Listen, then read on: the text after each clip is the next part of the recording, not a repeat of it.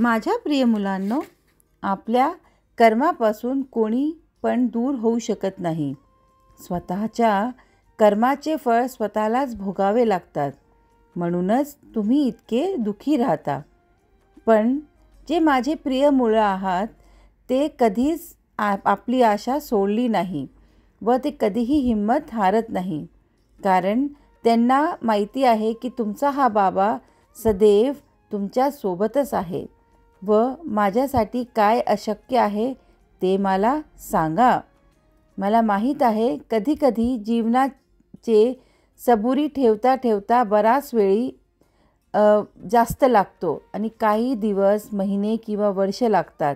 पण हे सगळं होते असं दुःख भोगल्याने आपले कर्माचे दुःख कमी होतात आणि परत जीवनात तुम्हाला दुःखांचा सामना न करावा लागतो.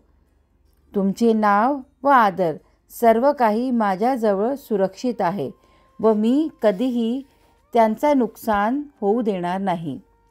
कोर्टात चालू असलेली सर्व प्रकारची केस तुमच्या बाजूनी होतील व तुम्हाला सफलता मिळेल हे मी आजच तुम्हाला सांगत आहे. थोडा वेळ नक्कीच लागेल पण सर्व काही चांगलंच होईल. म्हणून आनंदी रहा आणि खूप हसत रहा.